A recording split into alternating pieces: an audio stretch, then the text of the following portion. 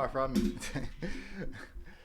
All right, so welcome again to MG Sports TV, people. Thank you very much for joining me again. And the Premier League date, start date is announced, but there's issues, major issues in the camp.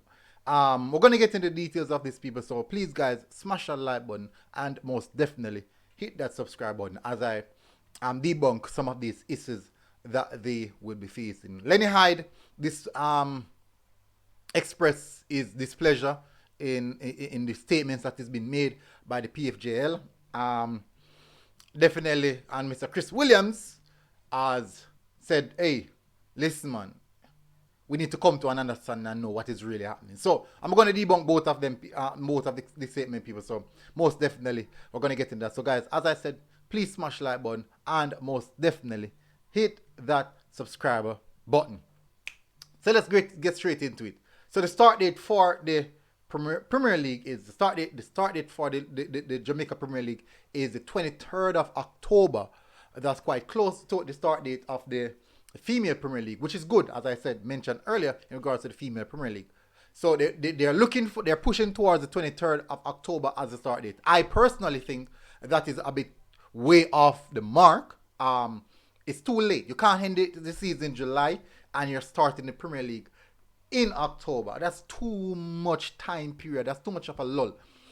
In the event they want to run the Premier League straight to next year or maybe a 9-month, 10-month period. I'm not sure if that's the case, but I just think it's too long.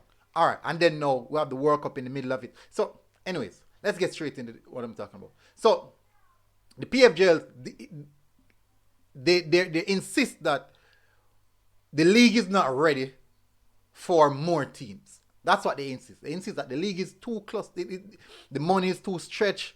The venues are too stretched. Everything is just too stretched. It's just watered down because of the aspect of, how should I put it now? The aspect of finance and resources. It's too stretched. That's what they're saying. It's too stretched. That's what Chris Williams is saying. It's vastly too stretched. We're not ready. We're basically 3 to 4 years away from improving the league in regards to implementing more team. Now, Falkland at present moment are looking sponsorship. So that's kind of prove Lenny Hyde's statement right, because they are so close to the start of the league right now and they're still looking sponsorship. We look at it now. In regards to that, Lenny Hyde said, it can't be a case whereas this is an opportunity for young players, more teams with more young players to come into the league to play at a professional level, to be seen so that they can be seen, they can get the opportunity to play on a larger scale. And the more young players you have playing at this level, the better the football product might be. But maybe what Lenny is not understanding is that yes, you might see more teams, but that doesn't necessarily equate to more young players. Yes, it equates to more players, actually, in general, playing at the Premier League level, but it don't equate to more young players. What if you're still seeing the older players, the players in the 34, 35 still playing in the Premier League? How does that improve the league? And in the same sense, it's taking more resources. You have to pay these players more money. And then now it's going to be stretched again. So that's what Chris Williams is saying. And I still do understand what Lenny Hyde is saying as well. So that's where in regards to a level of understanding. Now, one of the reasons why the league is taking so long is solely because they want to make sure that everything is perfect. Well, in general in life, nothing's perfect. But Chris Williams really is pushing forward to the perfect start of the league for the perfect product. Now, I understand that reason, because if you want to sell this product, the Jamaican Premier League product, in regards to other bigger TV rights, TV deals and this stuff, you have to present a better product. It has to be presentable. So they're trying to utilize the central zones, the central area fields, and all these aspects where you don't have to find teams traveling all the way to Westmoreland. And when they're there, the facilities are poor, the pitch is poor. No, they don't want that. They're trying to minimize that as best as possible. So that's one of the reasons why the league is taking so long to start. And I still generally say, hey, these things could have started out from early out.